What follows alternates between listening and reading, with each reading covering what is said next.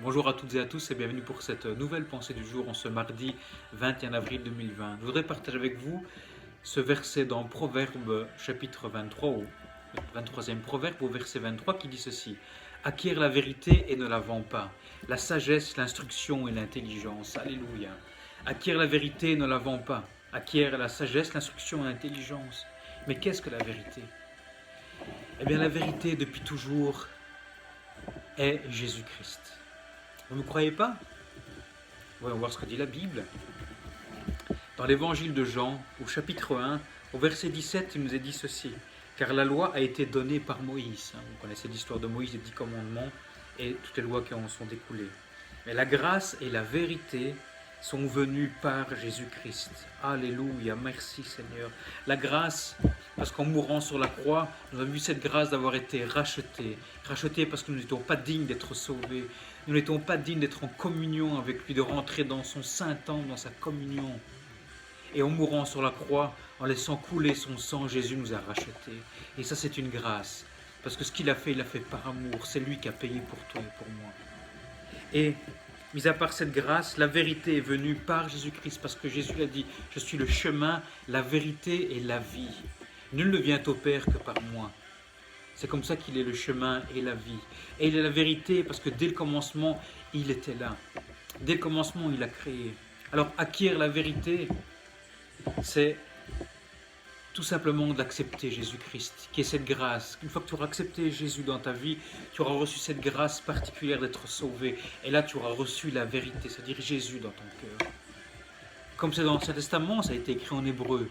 Et c'est intéressant de voir que la vérité en hébreu se dit emet, de la racine aman. Et elle veut dire sûreté, stabilité, fidélité, confiance, nourricier, vérité en parole, vérité en témoignage, vérité en instruction.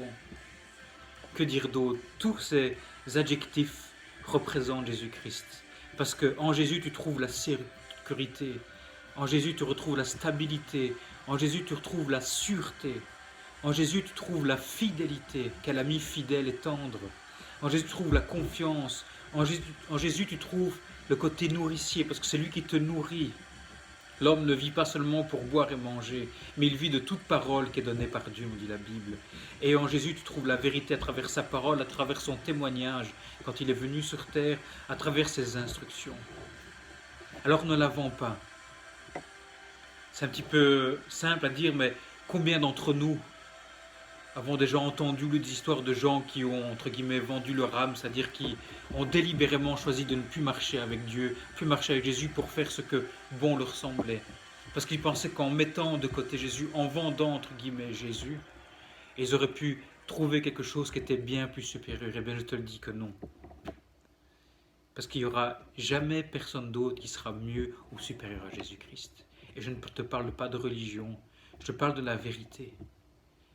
Parce qu'un seul pouvait venir sur terre, prendre nos péchés, mourir sur la croix et ressusciter le troisième jour. C'était et c'est et ce sera toujours Jésus-Christ, l'agneau saint qui a été immolé. Alléluia. Et puis, il nous dit aussi, en plus d'écrire la vérité, d'avoir la sagesse, l'instruction et l'intelligence. Mais qu'est-ce que la sagesse? Qu'est-ce que l'instruction et l'intelligence? Et là, en cherchant, j'ai trouvé dans Job, toujours dans cet Testament, au chapitre 28, je vous invite à lire chez vous des versets 21 à 28. Et il nous dit ceci, ces versets, d'où vient la sagesse et où est la demeure de l'intelligence? C'est vrai. Le verset 23 nous dit ceci, c'est Dieu qui en sait le chemin, alléluia. C'est lui qui en connaît la demeure. Autrement dit, il ne faut pas courir à gauche, à droite, il ne faut pas commencer à chercher par rapport aux voyants, par rapport aux médiums, par rapport à la richesse, par rapport aux stars, par rapport à des multimédias qui te donnent des informations. Tu as cette richesse, tu as la vérité à travers ce qui est écrit dans la parole de Dieu. Parce que la parole de Dieu s'est faite chair il y a plus de 1000 ans à travers Jésus-Christ. C'est pourquoi Jésus est la vérité. C'est pourquoi Jésus est le chemin et la vie. C'est pourquoi Dieu connaît le chemin et connaît la demeure de la sagesse, de l'intelligence et de l'instruction. Alors le verset 28, le Seigneur parle à Job et dit « La crainte du Seigneur, c'est la sagesse ». Alors la crainte du Seigneur, ce n'est pas avoir peur qu'il nous frappe. C'est avoir un respect profond, un respect qui émane de l'amour pour dire « Par amour pour toi, je veux te servir ».